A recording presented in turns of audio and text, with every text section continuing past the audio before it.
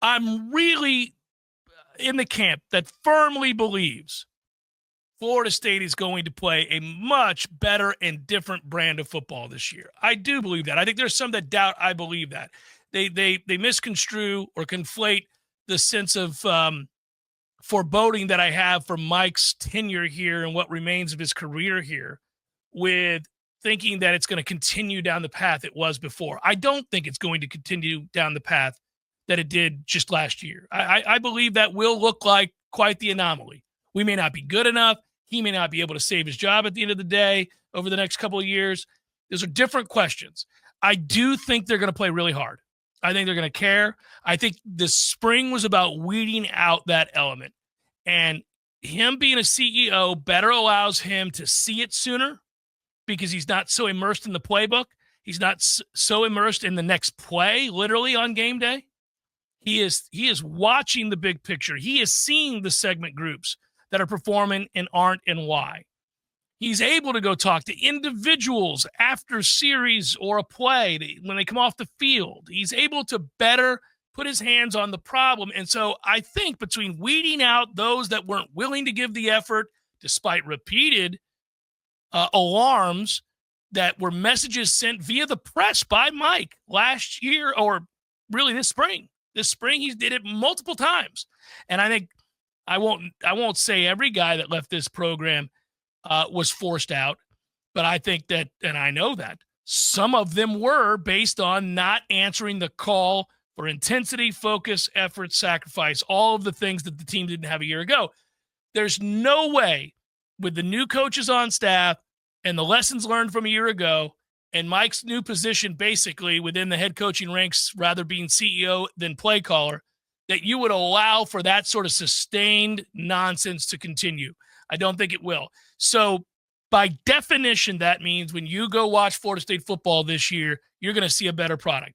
Now, again, we can get into the discussion of how many wins does that equal, how talented or not is the team, what does it mean for the overall record? Everybody wants to know that. We all search for that all the time, especially coming off of one that was so devastatingly poor.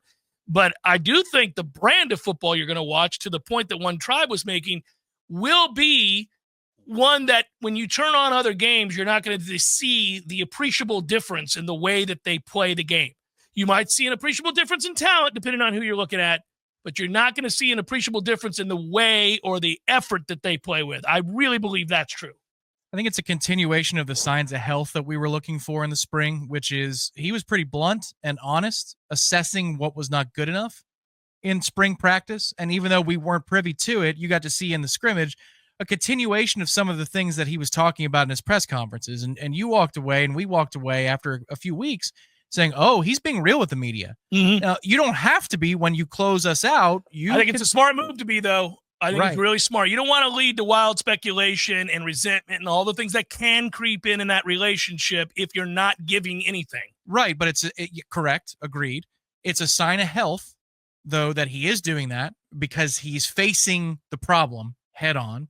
He's talking about the problem head on, and then the action steps to address the problem head on are the things that, could be exits. People were asked to leave, and or the aggressive nature with which that they went into the portal and go grab players and recruit over positions that are loaded up, like the secondary, like running back. They did that even this spring, which is a sign of he's listening to his assistants and his coordinators tell him, we have to get better here.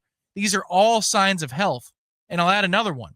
He was asked questions repeatedly in Amelia Island about last season, and he is starting to get that indignant look on his face. I'm tired of having to answer this question. Well, hey, Mike. But this is why I think it's a sign of health. Because in the beginning of the offseason, in all those spring camp questions about physicality and all that stuff, he kind of grinned and he understood why he was asked the question. The fact that he feels over that tells me that he thinks what he has in this program is past the fundamental issues of last year.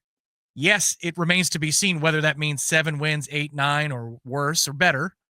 But you could tell that when he gets that little flare, that fire in his eye, when he's asked another question about last year's failures, that, all right, in his mind, he's flipped the switch and he's seen enough to be a little bit angry about it. And he's ready to show what is coming in August.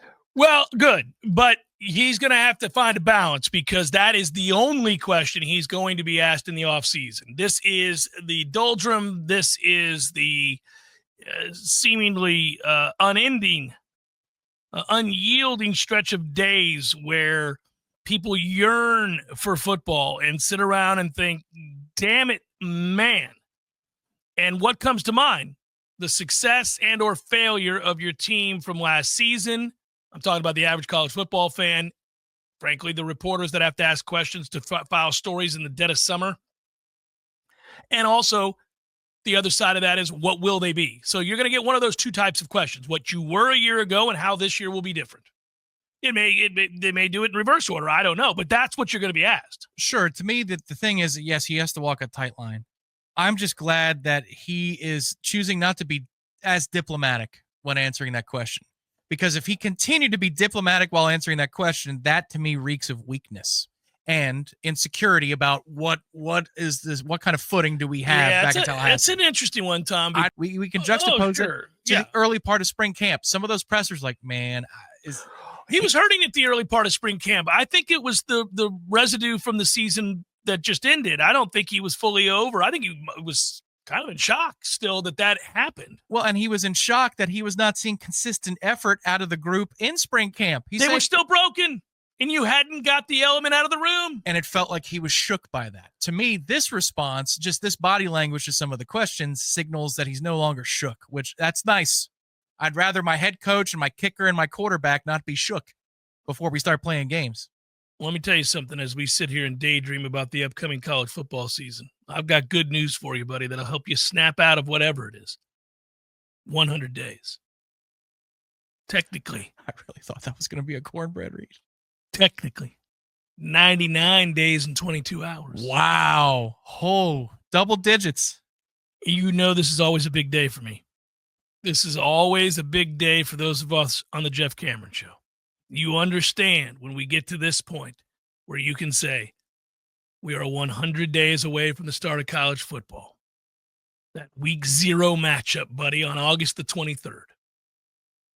That we are 99 days, 22 hours, 31 minutes, and 10 seconds away. That's the K-State and Iowa State? The Food Line Special.